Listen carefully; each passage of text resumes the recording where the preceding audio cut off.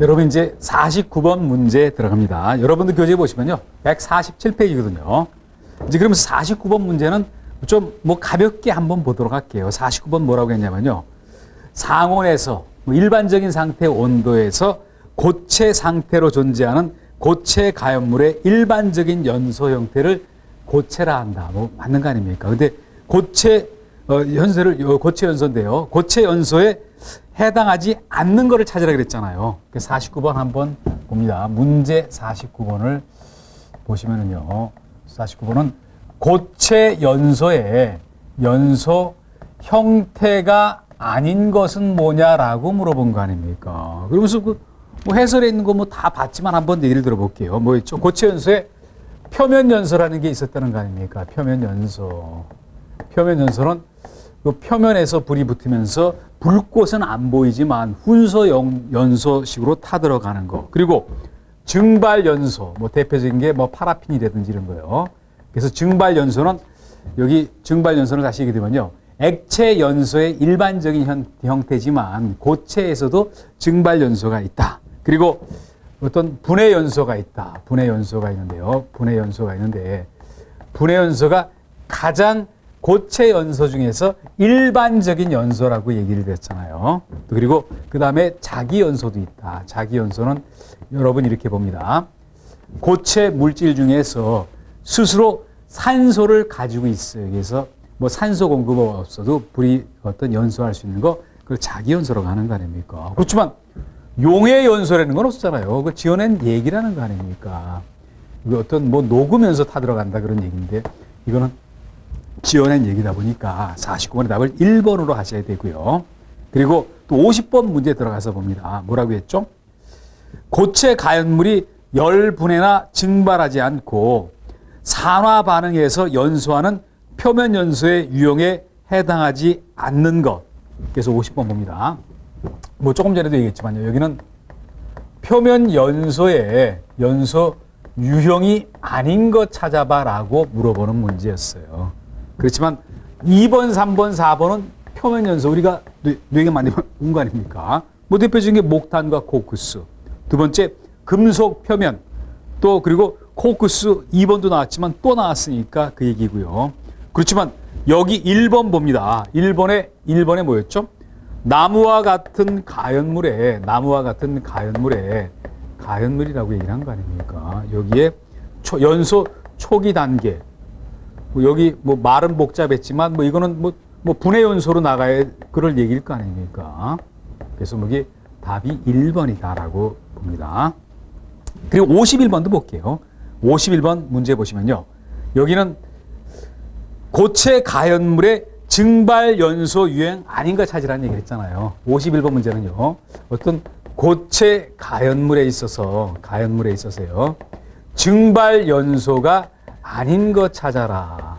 여기는 좀 일부 뭐 암기를 좀 하셔야 될 그런 내용이기도 하지만요. 그러면서 여기 한번 봅니다.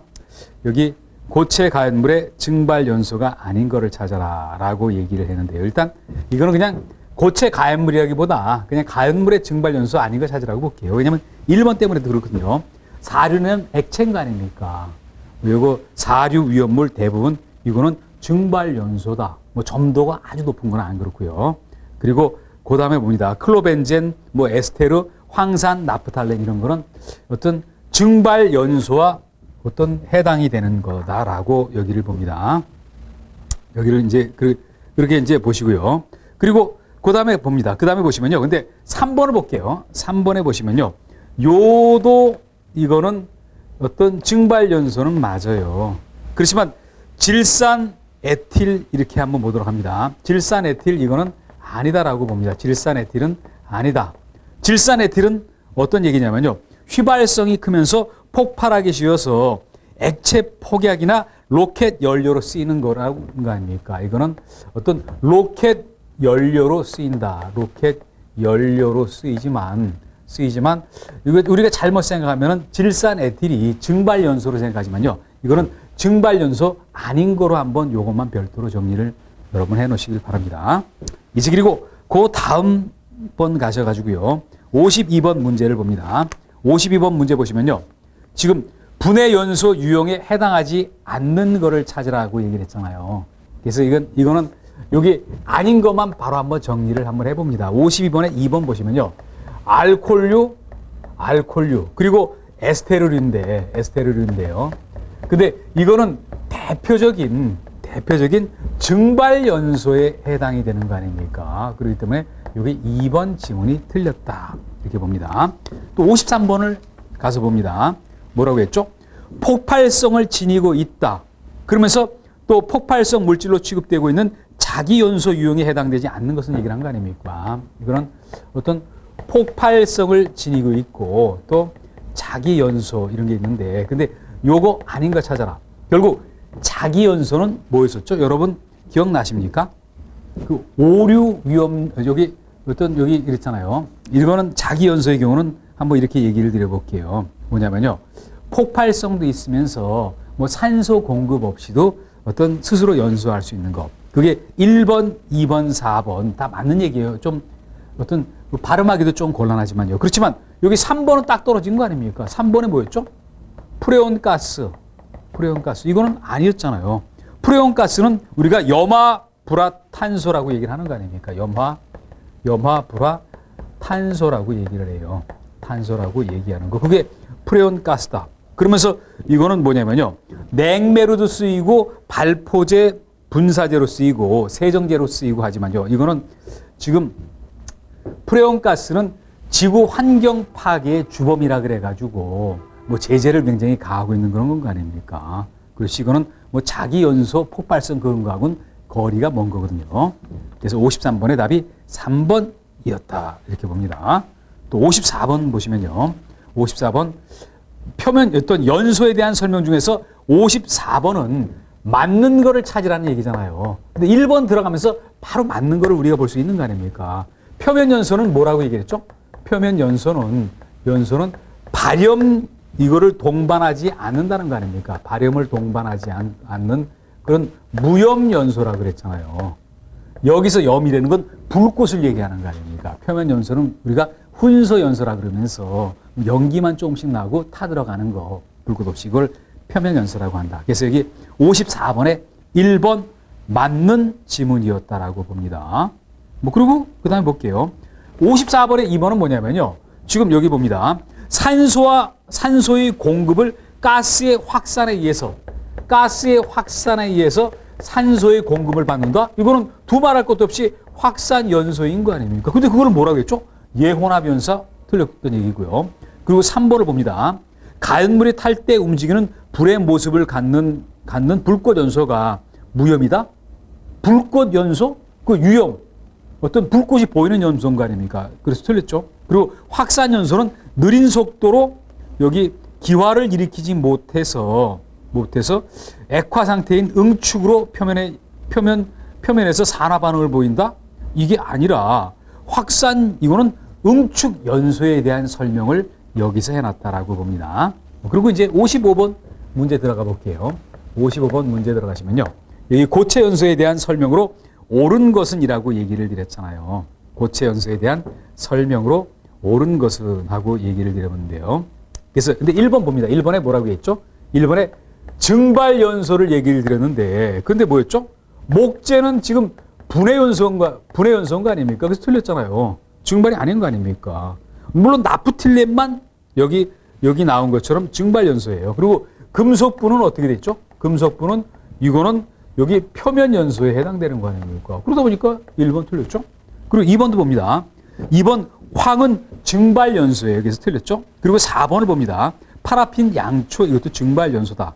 그렇지만 3번 목재 섬유 플라스틱은 전부 분해 연소니까 3번만 맞는 지문이다라고 여러분 정리를 해봅니다. 이제 56번 문제 갈게요. 56번 문제 가시면요. 고체 연소 형태에 대한 설명으로 옳지 못한 것을 찾아라. 뭐 보자마자 바로 답이 떠오릅니다. 2번 틀렸죠. 왜 그랬습니까? 석탄, 목탄 요거는 한번 봅니다. 여기 56번에 2번 보면요. 뭐 종이 플라스틱에서 여러 가지가 분해 연소의 형태를 갖는다 그러는데 이 중에서 석탄하고 목탄 때문에 틀렸어요. 석탄, 목탄 두 가지는 이거는 표면 연소에 해당이 되는 거 아닙니까? 표면 연소에 여기 석탄은 빼고요. 목탄은 여기 금속분, 목탄하고 금속분은 여기 표면 연소이기 때문에 2번 지문이 틀렸다라고 봅니다. 또 57번도 뭐 연소 형태를 얘기하면서요. 고체 연소 형태 중에서 옳은 거를 찾아라. 바로 1번인 거 아닙니까? 황하고 파라핀 이거 증발 연소라고 얘기했죠. 그렇지만 종이하고 석탄은 이거는 분해 연소지 표면 연소 아닌 거 아닙니까? 또 질산 에스테르류 자기 연소지 확산 연소 아니고 또 코크스 숯도 표면 연소지 분해 연소는 아니었어요. 그래서 여기 문제에 나온 것만 가지고 자꾸 반복을 해서 여러분 정리를 해 놓으시길 바라고요. 이제 그리고 58번 문제 들어가 봅니다. 58번 문제는 뭐 앞에도 얘기했지만 요거와 비슷한 얘기 보셨던 기억 나실 겁니다. 뭐라고 했었죠? 산소 공급이 불충분해서 불꽃을 발생시키지 못한다. 그거 표면 연소인 거 아닙니까? 무염 연소잖아요. 발염 연소가 아니라요. 그러면서 이거를 훈소 연소라고도 한다는 거 아닙니까, 사실. 근데 그 표면 연소 중에서 연소 현상 중에서 훈소 연소의 현상을 얘기했으니까 이거를 훈소 연소로 하시는 게 맞고요. 그리고 59번 문제를 보시면요. 연소에 대한 설명으로 잘못된 것을 찾아라 그래 놓고 그 1번 봅니다. 고체 분해 연소는 가연성 가스의 발생 없이 물질 자체가 직접 연소하는 거다. 한번 봅니다. 이거를 우리가 자기 연소라 그러잖아요. 산소 공급 없이도 스스로 어떤 연소되는 거. 그래서 59번에 1번 틀렸던 얘기고 또 그리고 60번도 봅니다. 쉬운 얘기였잖아요. 우리가 플라스틱이 분해 연소지 자기 연소 아닌 거 아닙니까? 자기 연소는 어떤 외부의 어떤 산소 공급 없이도 스스로 연소하는 거니까요. 뭐 그런 정도 얘기였고요. 그리고 61번 봅니다. 61번 보시면요. 정상 연소도 있고 비정상 연소도 있어요. 정상 연소는 산소 공급도 원활한 상태에서 잘 어떤 조건이 잘 된 상태에서 타들어 나가는 거. 비정상 연소는 뭔가 조건이 부족한 가운데서 이렇게 연소가 되는 거 비정상 연소다라고 봅니다. 그러면서 비정상 연소에 해당되는 거 얘기를 드렸죠? 그 1번 봅니다. 정상 연소보다 타들어가는 속도가 적으니까 위험성 적다 맞는 얘기였잖아요. 그래서 여기 이건 두 가지 지문만 비교해 봅니다. 61번 문제 보시면요. 여기 1번과 2번을 비교해 볼게요. 1번에 뭐라고 나왔죠? 화재 위험성이 적다라고 얘기한 거 아닙니까? 화재 위험성이 적다. 그럼 뭐가 화재 위험성이 적었습니까? 이거는 비정상 연소가 그래요. 정상 연소의 경우는 어떤 불이 잘 타나가다 보니까 화재 위험은 높고 그래서 다시 봅니다. 여기 뭐 설명을 한번 얘기하면요. 화재 위험도만 놓고 한번 얘기를 드려볼게요. 위험도만 놓고 한번 얘기를 드리면요. 정상 연소가 있고 비정상 연소가 있다라고 봅니다. 비정상 연소가 있는데 화재 위험도가 높은 거는 두말할 것도 없이 정상 연소다라고 정리를 한다라고 봅니다. 그리고 이제 그 다음에 볼게요. 2번에 보면요. 연소상의 문제점이 문제점이 많이 발생한다. 연소상의 문제점이 많이 발생한다. 이거 뭐 두말할 것도 없이 이거는 비정상 연소 맞잖아요. 비정상 연소. 뭐 산소 공급도 부족하고 뭔가 모자란 점이 있으니까. 그러니까 연소하는 자체 문제점이 많이 발생한다. 뭐 너무 당연한 거 아닙니까? 유독가스도 많이 발생할 수가 있고요. 그리고 나머지는 뭐 정상 연소와 관련되는 그런 얘기였다라고 봅니다. 또 62번도 가서 한번 볼게요. 62번 뭐 비교적 쉬운 문제지만요. 우리가 완전 연소시 때는 어떤 가스가 많이 발생하고 불완전 연소시 때는 어떤 가스가 많이 발생하죠? 한번 봅니다. 완전 연소가 있고 또 불완전 연소가 있는데요. 불완전 연소가 있는데 가스만 놓고 보면요. 완전 연소일 때는 이산화탄소가 많이 발생하고 여기 일산화탄소가 여기 불완전 연소일 때는 발생을 해요. 그게 바로 3번인 거 아닙니까? 그러다 보니까 우리가 어떤 뭐 불완전 연소가 일어났을 때는 독가스인 이산화탄소를 배출하고 완전 연소일 때는 일단 어떤 무독성인 이산화탄소가 배출이 된다라고 여러분 봅니다. 그게 62번 뭐 그런 문제였고요. 이제 그리고 그 다음에 봅니다. 63번 연소 범위와 관련되는 그런 얘기가 63번, 64번 뭐 이렇게 쭉 나와 있네요. 65번, 66번까지 나왔는데요. 63번서부터는 여기서부터는요. 연소 범위와 관련되는 그런 얘기다라고 봅니다. 그래서 한번 여러분 보면요. 아무래도 우리가 어떤 연소할 수 있는 온도도 있고 그리고 연소할 수 있는 기체의 어떤 여기 가연성 가스의 농도도 있어요. 그게 하한계도 있고 상한계도 있어요. 그 사이 안에 들어가 있어야지 연소가 된다. 하한계에 이르지 못하거나 상한계를 초과했을 때는요, 연소가 될 수가 없어요. 그런 얘기를 여기서 했다는 거 아닙니까?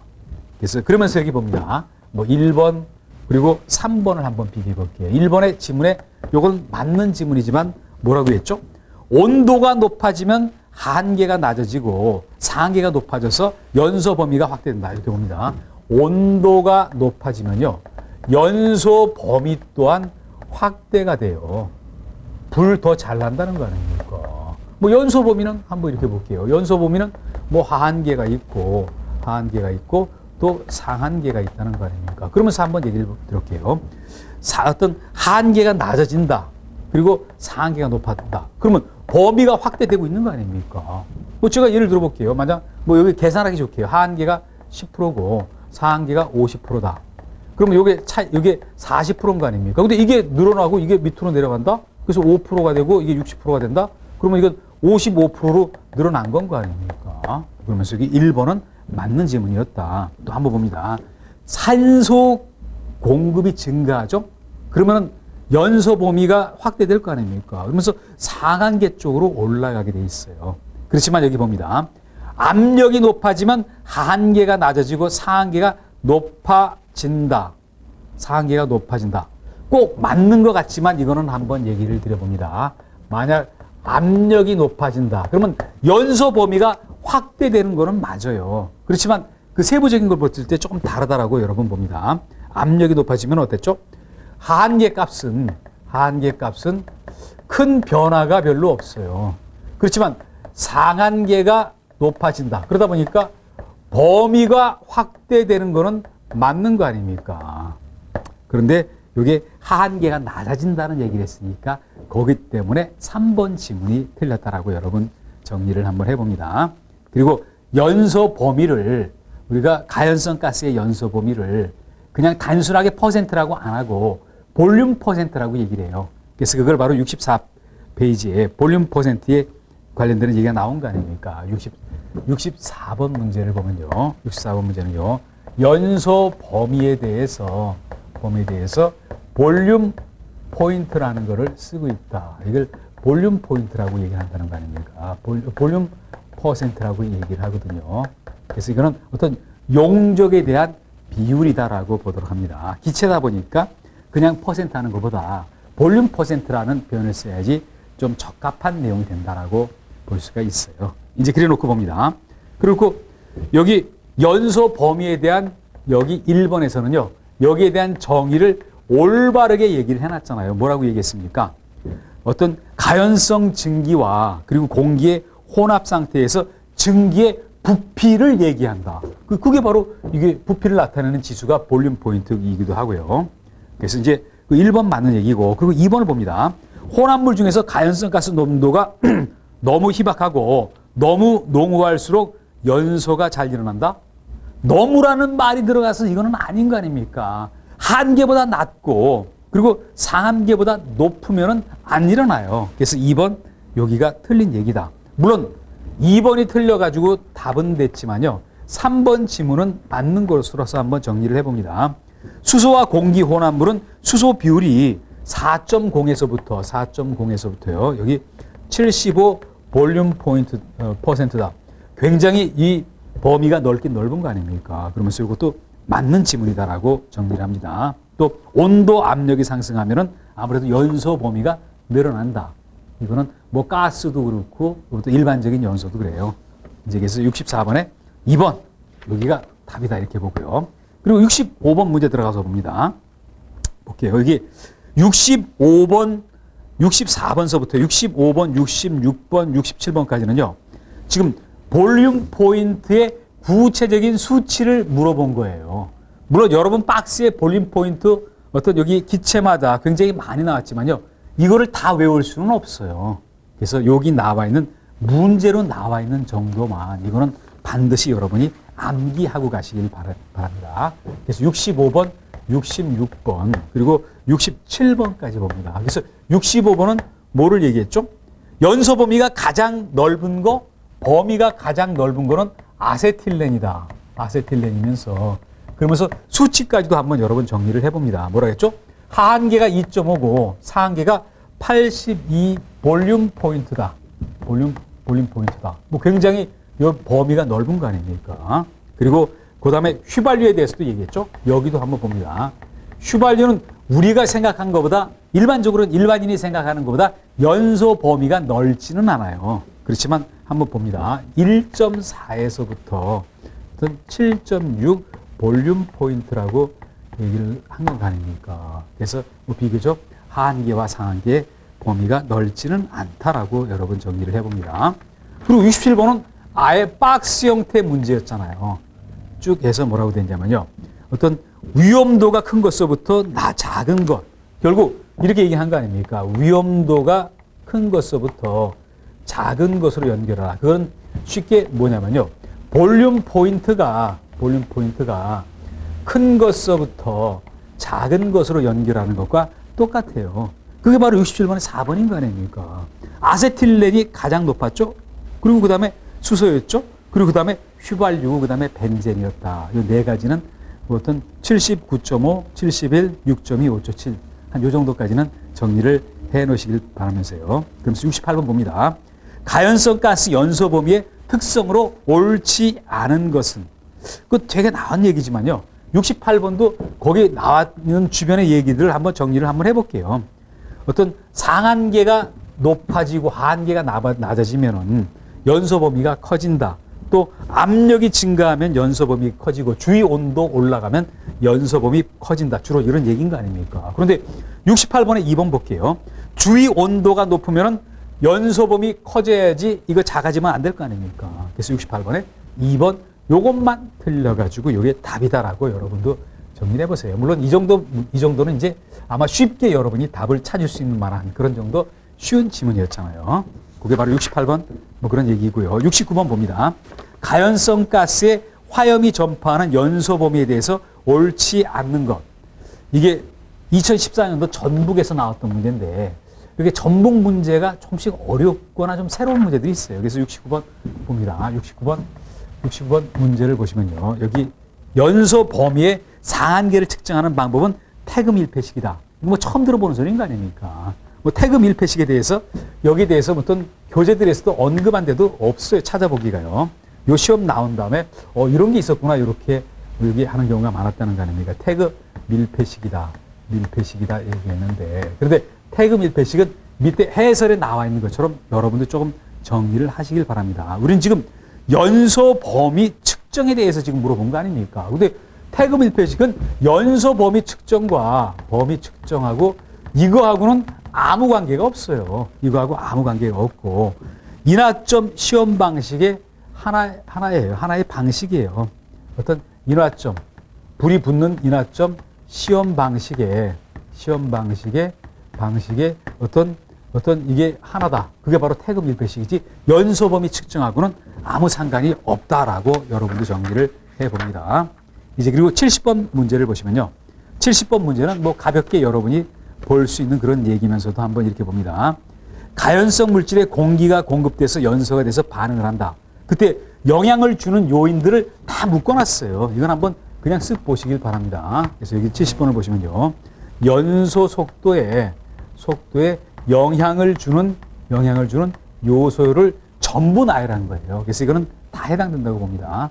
가연물의 온도, 압력, 촉매, 또 가연물과 접촉하는 속도, 산화 반응을 일으키는 속도, 이게 모두 연소 속도에 어떤 영향을 주는 그런 요소들이다라고 보시면 되고요. 또 71번 봅니다.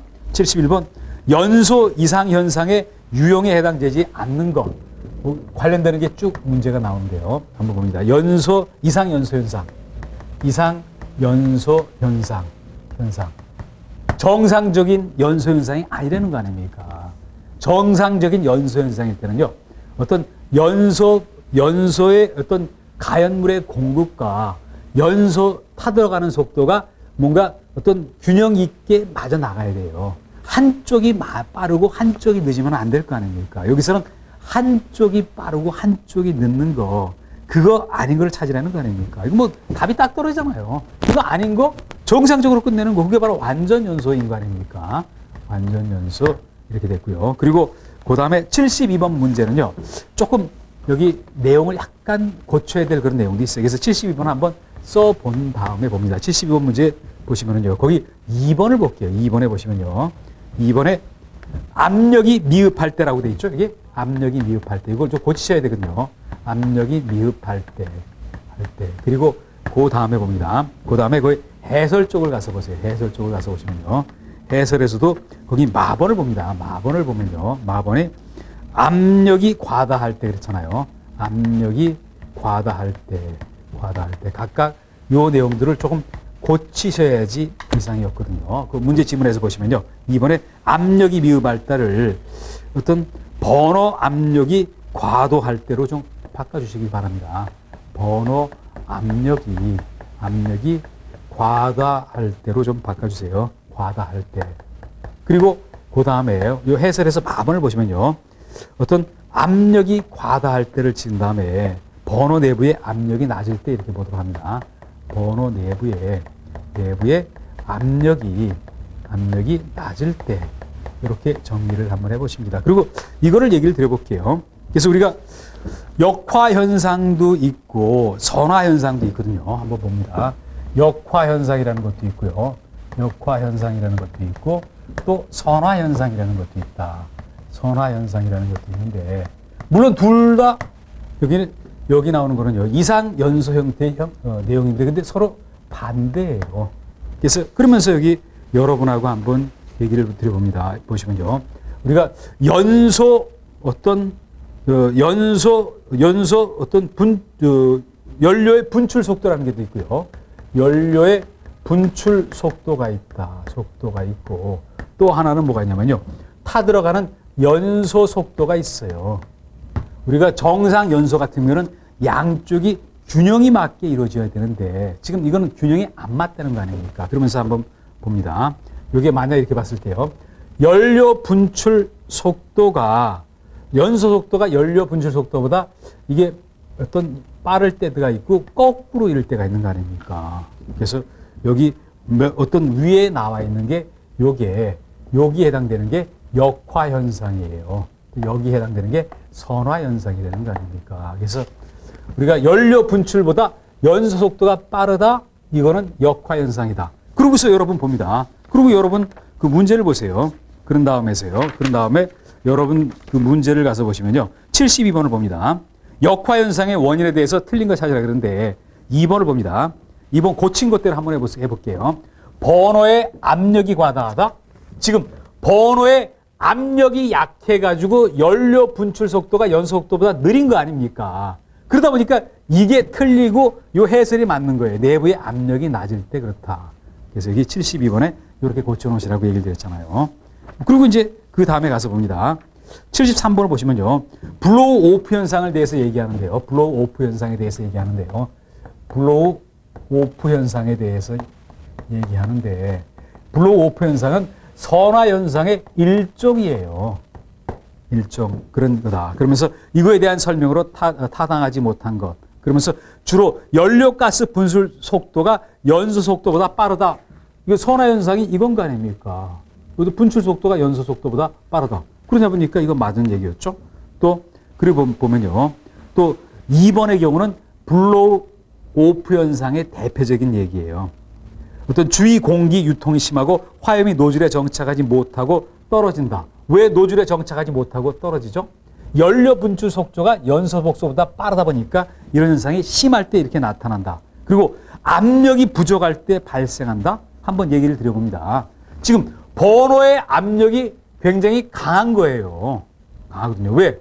연료 분출 속도가 연소 속도보다 빠르니까. 그걸 틀리게 얘기했으니까 여기가 73번에 3번. 물론 여기 역화의 반대 현상이다. 이거는 맞는 얘기다라고 봅니다. 그리고 74번은 뭐 가벼운 얘기니까 한번 이렇게 볼게요. 불완전 연소가 발생하는 원인에 대해서 틀린 것. 공기 공급량이 풍족하다는 거는요. 산소 공급이 원활하다는 얘기예요. 산소 공급이 원활하면 불완전 연소 그 요인입니까? 아니죠. 그래서 74번에 4번 이게 답이다라고 여러분들 보도록 합니다. 또 75번을 볼게요. 연소 소음 현상. 연소 현상이 일어나다 보면 소음이 나올 수밖에 없어요. 그래서 이거는 뭔가 설계가 잘못됐을 때도 소음이 나올 수가 있고 또 뭐 진동 이런 게 발생할 때 그렇다. 근데 보면 1번 볼게요. 발생 원인은 연소 속도가 대단히 작을 때 연소 속도가 빠를수록 소음이 많이 나지 연소 속도가 늦을수록 소음이 날 리는 없잖아요. 그래서 75번에 1번이다. 76번을 봅니다. 연소 소음 현상의 종류에 해당하지 않는 것은 우리가 봅니다. 공명음이라는 건 뭐냐면요. 어떤 연소를 할 때 빈통에서 어떤 우웅하면서 나는 소리예요. 연소 소음 소리예요. 또 폭발 우리가 가스 사용하다 보니까 폭발 어떤 굉음 같은 거 나기도 하고 공기를 끌어들이다 보니까 또 소리가 나기도 해요. 그렇지만 불연소음이라는 거는 있지도 않는 얘기를 지금 만들어 놓은 얘기가 됐고요. 그리고 75번 문제를 봅니다. 75번 문제를 보시면요. 77번 문제를 볼게요. 77번에 메탄이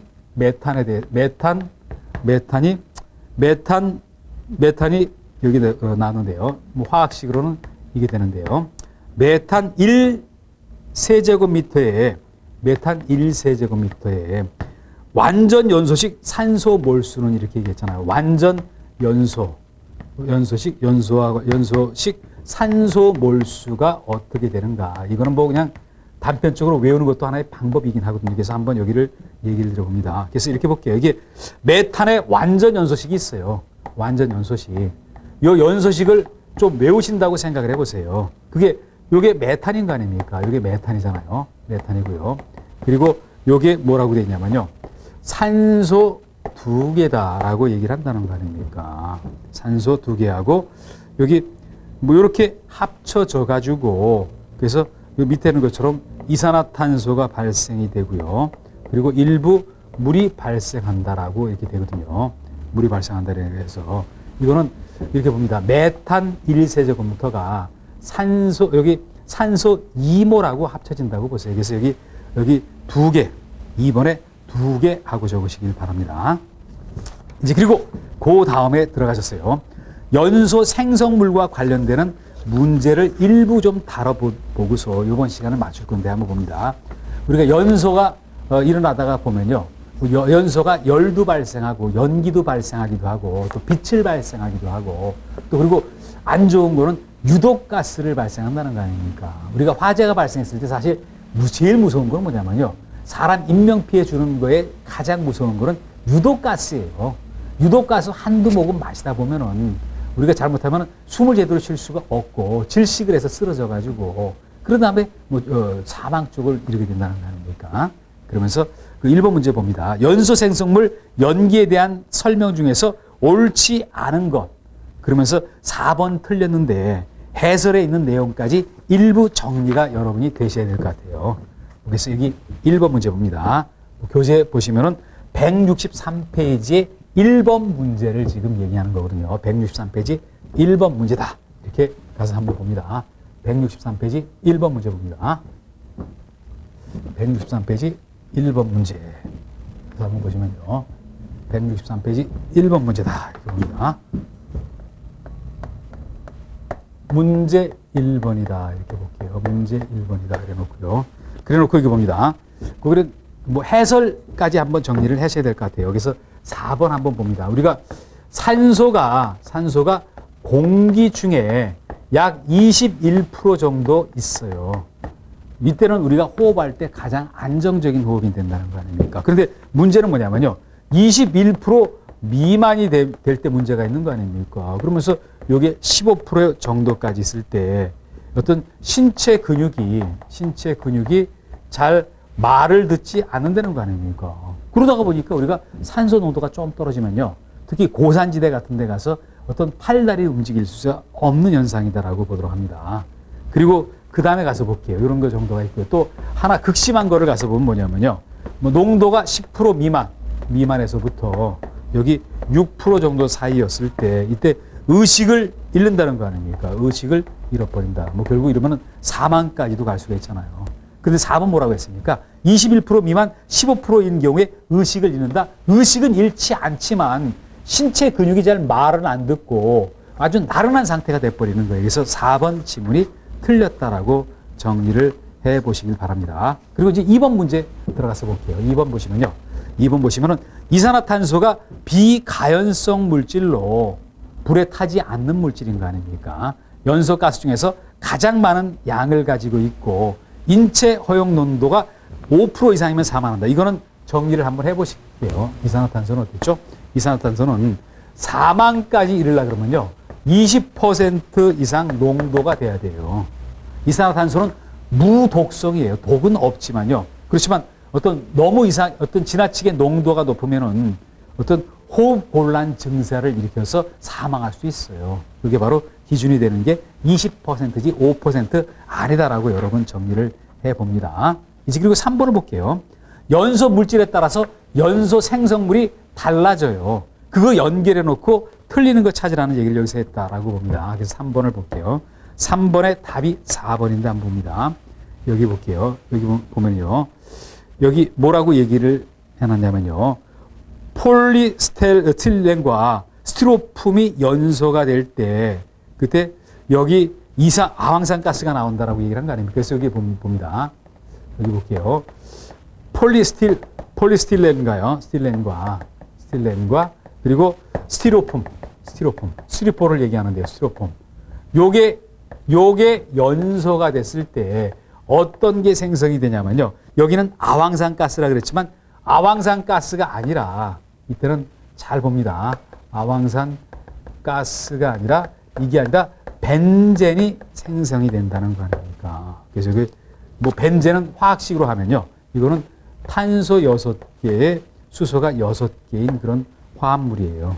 그래서 이거는 뭐냐면요. 벤젠은 어떤 옷에 기름 등이 묻었을 때 어떤 사용되는 용제라는 거 아닙니까? 용제, 요게 벤젠이거든요. 기름이 묻었을 때요. 묻었을 때 사용하는 용제가 벤젠이다. 묻었을 때 사용한다. 다시 얘기해 드리면요. 폴리스틸렌과 스티로폼이 연소될 때 벤젠이 생성되는 거지 아황산가스가 생성되는 것은 아니다. 그러면 아황산가스는 어떨 때 생성이 되죠? 그 해설 나온 것처럼 동물의 털 그리고 고무 등이 연소할 때 발생한다는 거 아닙니까? 그래서 이 정도는 정리를 해볼게요. 우리가 아황산가스는 동물의 털 그리고 고무 등이 연소할 때 생성되면서 그러면서 어떤 호흡기에 아주 안 좋은 일을 일으켜놔요. 그리고 어떤 눈의 점막을 상하게 한다. 이게 아주 공해성 물질인 거 아닙니까? 그렇지만 여기 폴리스틸렌과 스티로폼이 연소할 때는 벤젠이라는 그런 어떤 옷에 기름 등이 묻었을 때 닦는 그런 용제가 생성이 된다. 한 요 정도 선에서 3번 문제 정리를 해 봅니다. 또 4번 문제 봅니다. 4번 문제 보시면요. 화재 발생할 때 연기 설명으로 틀린 거를 찾아라. 근데 이거는 쉽게 우리가 그 내용을 볼 수가 있어요. 4번에 한번 봅니다. 2번 봅니다. 여기 개구부가 나오는데 개구부는 뭐냐면요. 그게 문이 됐든 출입문이 됐든 창문이 됐든 뚫려 있는 거 이거를 개구부라 그래요. 또 유리창도 개구부가 되고요. 그것도 출입문도 개구부가 되거든요. 근데 개구부 여기를 통해서 공기가 어떤 출입을 하는 거 아닙니까? 그러다 보니까 화재와는 관련성이 커요. 2번 봅니다. 개구부 면적이 크면 연기의 농도가 짙다? 틀리는데 왜 틀렸나 볼게요. 봅니다. 개구부의 면적이 크면은 봅니다. 면적이 크면 봅니다. 연기의 농도가 한번 두 가지를 놓고 봅니다. 농도가 짙다라고 되어 있고요. 연기의 농도가 옅어진다 이렇게 봅니다. 한번 볼게요. 개구부의 면적이 크면은 한번 봅니다. 어떤 외부에서 공기의 출입이 커질 거 아닙니까? 그러면 자연스럽게 연기의 농도가 옅어질 수밖에 없어요. 낮아져요. 근데 그거를 짙다 그랬으니까 그게 틀린 거 아닙니까? 바깥에서 공기가 하다 보면은 어떤 조금 섞이면서 농도가 떨어진다라고 보셔야 되죠. 그리고 이제 그 다음에 5번 문제 봅니다. 연기에 대한 설명으로 적절하지 못한 것은 연기는 패닉, 사람이 무서움에 빠져가지고 어떤 이성을 잃게 한다. 왜? 시꺼먼 유독가스를 보면은 겁에 질릴 거 아닙니까? 저거 들어 마시면 죽으니까요. 뭐 그런 얘기들이 있고. 근데 딱 떨어지는 거는 숫자 가지고 거짓말 했어요. 5번에 어떻게 거짓말을 했습니까? 연기의 이동 속도에 대해서 얘기를 했잖아요. 이거 숫자는 여러분이 꼭 외워놓으셔야 될 숫자예요. 연기의 이동 속도에 대해서 얘기를 드렸는데요. 한번 두 가지를 놓고 봅니다. 수평 이동 속도도 있고 수직도 있다. 뭐 이렇게 가는 것과 이렇게 올라가는 건 아닙니까? 이동 속도는 수직이 더 빨라요. 아무래도 위쪽으로 올라가는 게 옆으로 가는 것보다 속도가 더 빠르다. 그러면서 그 숫자를 봅니다. 수직 이동이 2 내지 3m다. 3m per sec. 초당 2, 3m가 올라간다. 그리고 여기 수평 이동 속도는 늦는다. 그게 바로 0.5에서 1.0 사이 되는 거 아닙니까? 1.0 m per sec다. 그래서 요 수치 좀 외워놓으시길 바랍니다. 그런데 여기서는 그거를 수직 이동 속도를 우리가 라고 얘기하면서 수평 이동 속도의 수치가 들어가기 때문에 틀린 지문이다, 문제이다라고 정리를 합니다.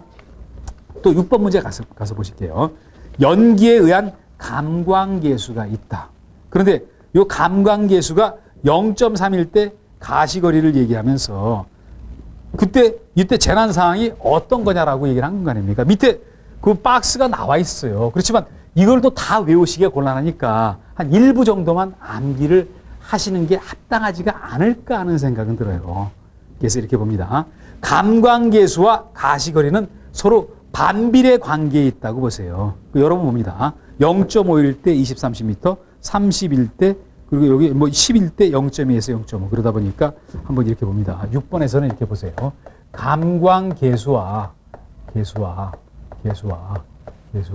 어떤 여기 가시거리는요. 이거는 반비례 관계에 있다라고 보더랍니다. 반비례 관계에 있다라고 볼게요. 그래서 뭐 여기 한번 이렇게 봅니다. 물론 해설도 이렇게 얘기를 했지만요. 어떤 여기 봅니다. 여기 보시면요. 여기 감광계수가 3이고 가시거리가 5m라는 얘기예요. 그러면 5m 정도까지만 이렇게 보이고 그 넘어서는 연기 때문에 보이지는 않는다는 거 아닙니까? 출입구가 찾기도 힘들 수가 있어요. 그래서 몇 가지만을 얘기 들어볼게요. 일단 여기를 이렇게 봅니다. 여기가 감광계수고 또 가시거리라고 얘기를 그리고 감광계수고 가시거리라고 얘기를 했을 때 감광계수가 0.1일 때 또 감광계수가 한번 여기를 봅니다. 0.3일 때 정도 하고요. 뭐 그런 정도 하고 또 감광계수가 한 1.0일 때 정도 이렇게 보도록 합니다. 그래서 여기 한번 얘기를 들어볼게요. 감광계수가 0.1일 때 뭐라 그랬죠? 연기 감지기가 작동을 한다. 사람이 잘 느끼지 못해요. 연기 감지기는 어떤 세밀한 기계니까 그게 감지를 한다. 그러다 보니까 가시거리가 여기 0.1일 때는 20에서부터 30m까지 굉장히 넓다. 그리고 그 다음에 봅니다. 여기 0.3일 때 보면요. 0.3일 때 보면은 여기 가시거리가 5m다. 그리고 1.0일 때는 가시거리가 1 내지 2m라고 봅니다. 그래서 여기 여러분 잘 보세요. 3, 5, 15라고 하고 그리고 1.0일 때 1에서부터 시작해서 2고 또 중요하게 0.1이 좀 헷갈리겠지만요. 1 다음에 2, 3 가서 0.1, 20m, 30m 요 사이다라고 봅니다. 그러면서 한번 볼게요. 여기 볼게요. 여기 답이 2번이었지만요. 건물 내부에 익숙한 사람도 뭔가 연기가 일정 이상 있으면요. 거기 지장을 느낄 수밖에 없어요. 그게 바로 감광계수가 0.3일 때 그리고 가시거리 5m일 때를 얘기하고요. 그리고 앞이 거의 보이지 않는 거를 1.0이라고 보세요. 감광계수가요. 그래서 그런 얘기를 여기서 해놨다. 그래서 한 요 정도 선까지만 여러분이 정리하고 암기하시는 것 쪽으로 하도록 합니다. 이제 7번 문제 볼게요. 화재 발생할 때 연기의 설명으로 조금 전에 나왔던 문제와 똑같은 거 아닙니까? 그래서 7번 볼게요. 7번 보시면요. 개구부 면적과 관련해서 한번 얘기를 드려봅니다. 개구부 면적. 이게 크다, 작다. 만약 컸을 때는 연기의 농도가 였다는 거 아닙니까? 이게 작았을 때는 연기의 농도가 이게 짙다. 이렇게 얘기를 해야 되잖아요. 개구부 면적이 크면 연기 농도가 옅은데 짙다라고 했으니까 3번 틀린 거 아닙니까? 개구부 면적이 크면요. 바깥에서 공기 공급이 커지니까 연기의 농도가 떨어질 수밖에 없어요. 그게 바로 7번의 3번이다라고 얘기를 드려봅니다. 그래서 여기를 볼게요. 또 고층 건물에서 연기의 유동을 일으키는 요인이 아닌 것. 8번은 지금 고층 건물에서의 연기 유동을 지금 얘기를 드린 건가 아닙니까? 여기서 볼게요. 굴뚝 효과, 층이 높으면은 아무래도 연기가 어떤 뜨겁고 하다 보니까 위로 올라가는 거 아닙니까? 고층 효과가 이게 굴뚝 효과가 일어나잖아요. 또 외부 풍압에 의해 가지고 외부 풍압에 의해서 어떤 높낮이가 조금 연기가 어떤 결정이 된다. 그리고 어떤 건물 내 장제적인 공기 유당. 이거는 4번은요. 이거는 설비에 의해서 공조 설비 등에 의해서 공기가 유동하는 걸 얘기해요. 그렇지만 8번에 3번을 봅니다. 3번 틀렸는데 볼게요. 온도차에 의한 가스의 유입? 온도차에 의해서 가스의 유입이 된다? 건물 바깥에는 가스가 온도차에 의해서 유입이 된다? 이건 아니라 압력차에 의해서 그러는 거죠. 그래서 8번에 3번이 틀렸다라고 봅니다. 그래서 해설에도 풍압의 영향이라고 했잖아요. 건물 외부의 연기가 여기 공기와 압력 차이에서 외부 공기가 들어올 수 있어요. 압이 높은 데가 낮은 데로 흘러요. 그래서 온도 차에 의해서 여기 연기 유동이 일어나지는 않는다라고 정리를 해 보십니다. 이제 그리고 그 다음에 9번 문제를 가서 볼게요. 9번 연기에 관련해서 옳지 않은 거를 찾아라. 9번의 문제 보면은 3번 가서 보면 3번에 뭐라고 나왔죠? 저층 건물에서 굴뚝 효과가 있었다? 일단 봅니다. 굴뚝 효과는 어디서 일어나죠? 고층 건물에서 일어납니까? 저층 건물에서 일어납니까? 이거는 고층에서 일어나는 거 아닙니까? 그래서 여기 들어가면서 틀렸잖아요. 또 여기 굴뚝 효과에서 연기가 상승하고 고층 건물에서는 열 대류 이동에 의해서 연기 이동이 일어난다. 한번 봅니다. 열 대류에 의해서 연기 이동하는 거는요. 열 대류는 거는 이게 슬슬 흐른 거 아닙니까? 이렇게. 그래서 열 대류가 우리가 앞선 문제도 보셨죠? 어떤 체육관 천장 같은 데 굉장히 높잖아요. 그게 어떤 열 대류에 의해서도 거기까지 잘 위에 감지를 못 시키겠다는 거 아닙니까? 열 대류 현상은 이거는 저층 건물에서 연기 유동. 굴뚝 효과는 고층 건물 위에서 막 어떤 연기가 위로 막 올라가고 뭐 이런 그런 현상을 얘기한다라고 정리를 해봅니다. 또 10번 볼게요. 어떤 건물 외부 내부 온도와 외부 온도 차로 일어나는 게 연돌 여기 효과가 발생할 수 있다. 연돌 효과는 다른 말로 하면 굴뚝 효과라고 얘기를 하는 거 아닙니까? 건물 높이에 따라서 발생하고 외벽의 기밀도. 외벽의 기밀도라는 건 뭐냐면요. 외벽 공기를 차단하는 게 기밀도예요. 내외 온도차. 그렇지만 층의 면적과 연돌 효과는 아무 상관없어요. 아래에 있는 어떤 연기를 위로 끌어올리는데 그 면적과는 상관없어요.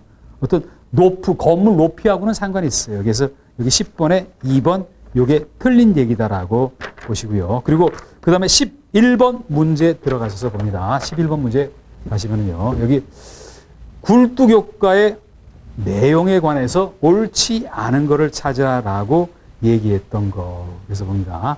굴뚝 효과. 그래서 여기 11번을 한번 얘기를 드려봅니다. 11번은 우리가 지금 굴뚝 효과를 얘기하는 거지, 이거를 얘기하는 거지, 중성대를 얘기하는 거는 아니에요.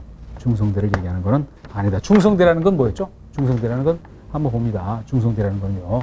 화재가 이렇게 발생하거나 했을 때 어떤 내부의 압과 외부의 압이 있다.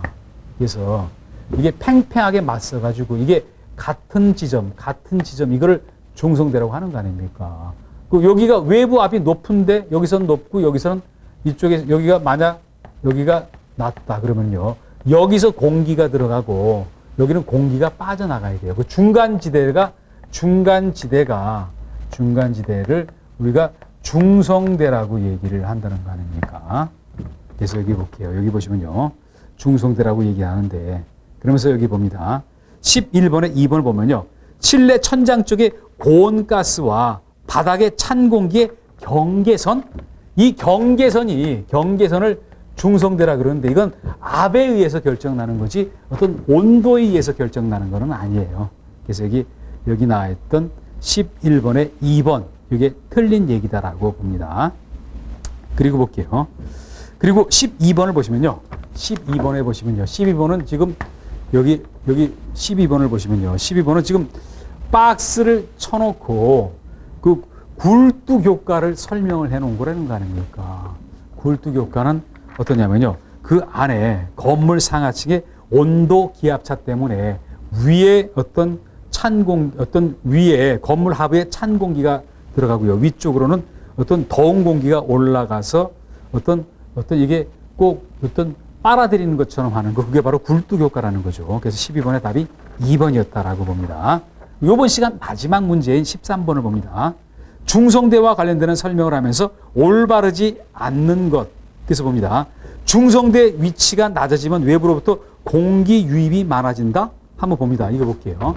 다시 한번 봅니다. 13번에 2번이 왜 틀렸는지 그 이유를 보면서 마무리를 짓도록 할게요. 13번에 봅니다. 13번에 중성대와 관련되는 얘기를 드리면서요. 어떤 건물이 있으면서 중간에 일단 중성대가 있다. 중성대는 내부 압력과 내부 압과 외부의 압이 일치한다.